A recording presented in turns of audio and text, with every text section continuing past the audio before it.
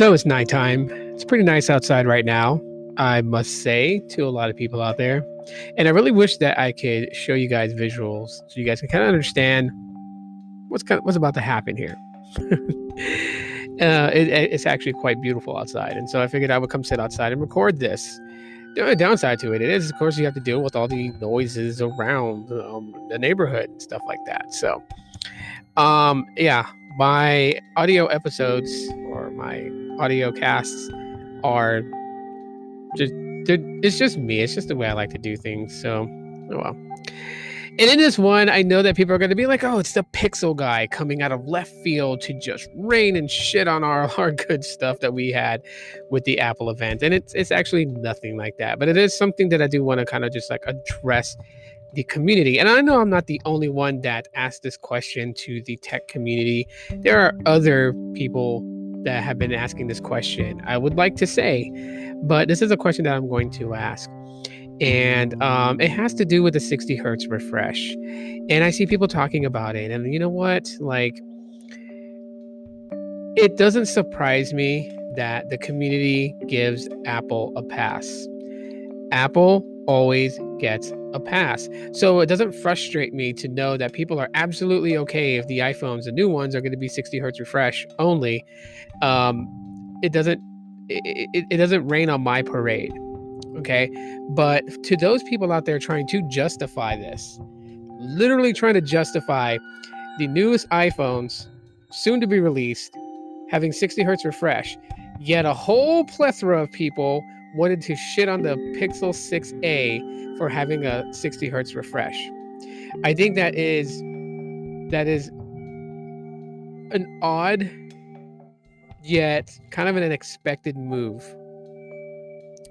But if you're one of those people out there who are making up every excuse in the book to defend Apple in its decision to not put a higher refresh rate in the newest iPhones coming out, you are moving the goalpost. You are also trampling on what could be beneficial for consumers, right? A word that not a lot of people like. People don't like that word consumer, but you know what? It is what it is. To be realistic with everybody, here's the thing, okay? Here is the actual thing about it, okay? When the Pixel 6a dropped, a lot of people were making mention of the 60 hertz refresh because one of the main faces in the tech community, MKBHD, decided to talk about that when he was doing his review on the Pixel 6a. And because he talked about it, and a lot of people like to play follow the leader or human centipede. And so then everyone else started to go along with it, and it started to post on social media about their disappointment in Google not bringing 90 hertz refresh to the Pixel 6a. And then when somebody decided to go out of their way and actually create a custom ROM because there was an ability to unlock the 90 hertz refresh on the Pixel 6a by basically, just, what is it? Overclocking the refresh rate.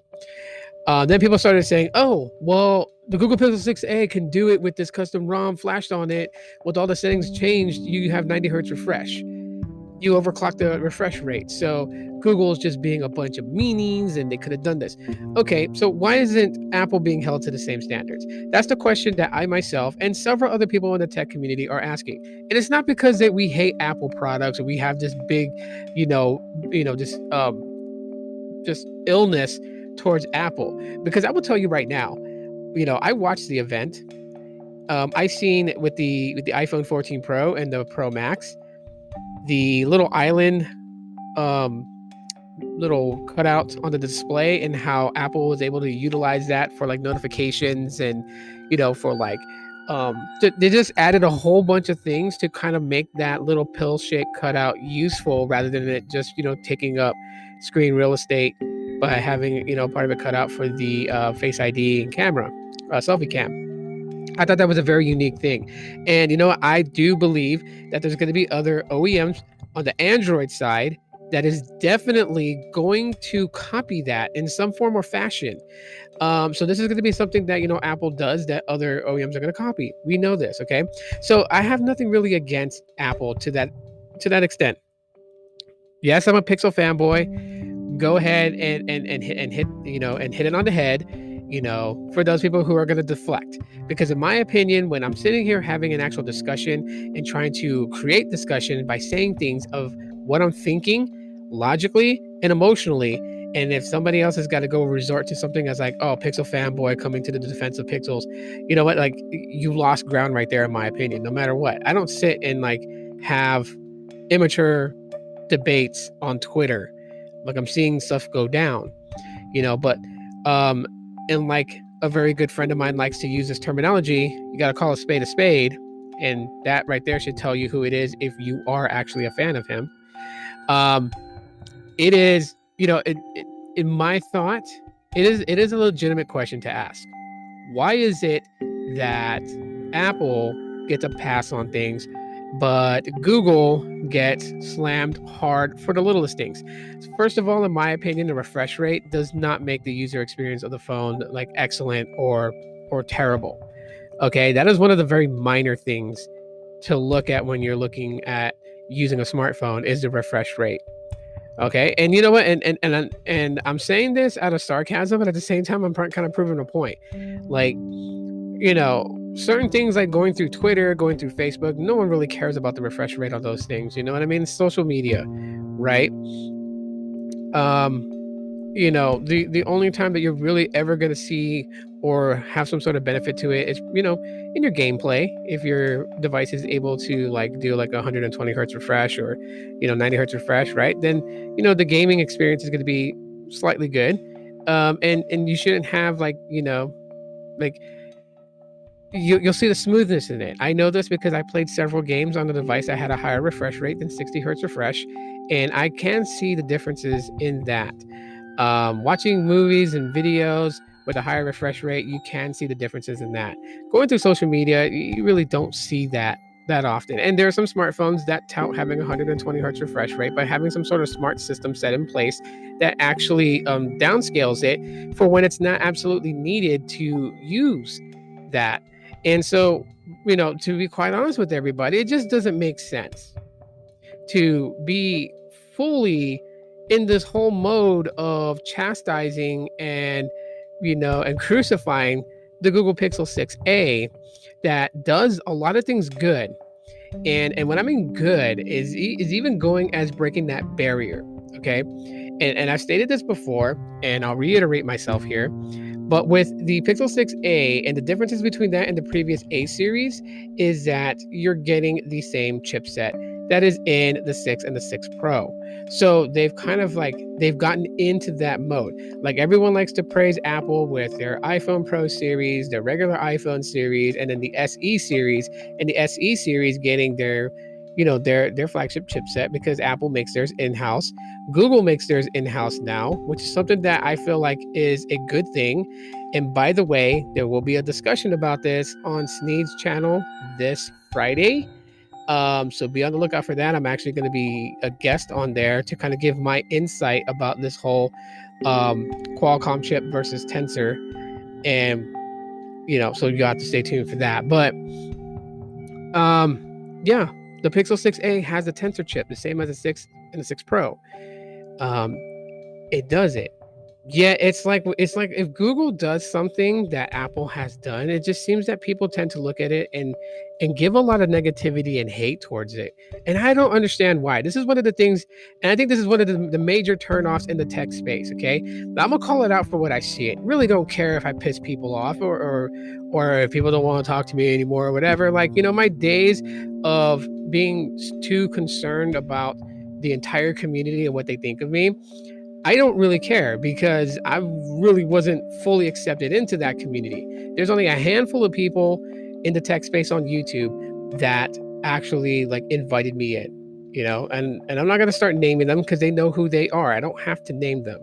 But what I'm saying is that this is one of the key things that is starting to kind of like push people to go to different things. This is why I say that we see different tech reviewers doing things like creating new YouTube channels and doing door dashing or doing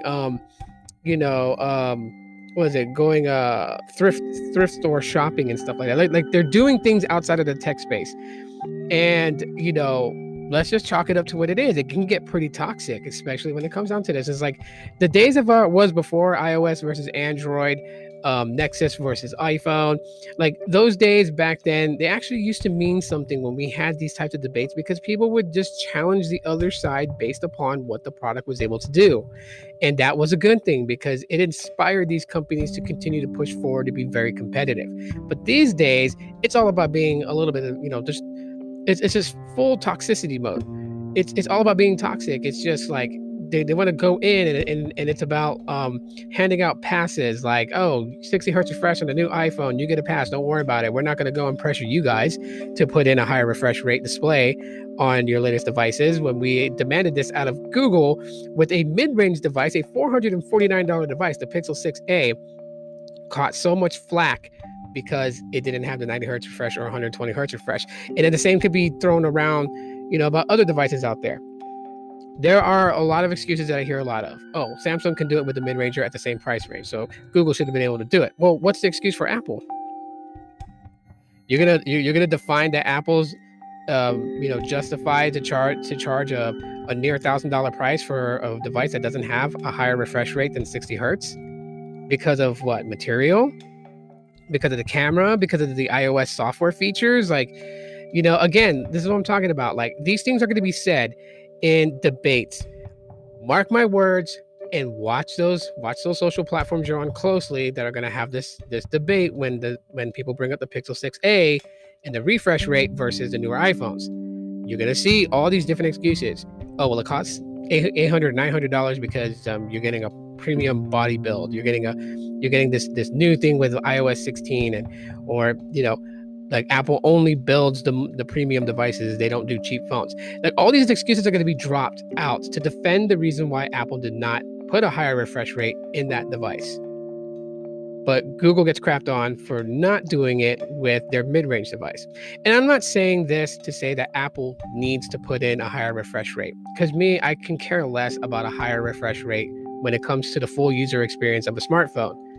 But what I'm trying to say is that if you're going to chastise and condemn one for not having that feature and list 1,001 reasons why, including the most famous reason, which, the most famous two reasons has been that you can overclock the refresh rate on the display by flashing and doing some changes, or there are other devices at the same price point of $450 that give you a higher refresh rate.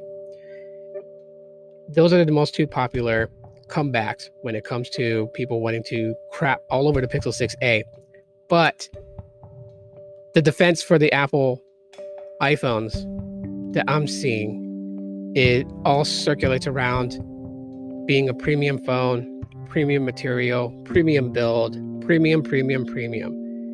We're not asking why it's $1,000 price tag for an iPhone, because then that's where that answer would come in and cohesively fit in.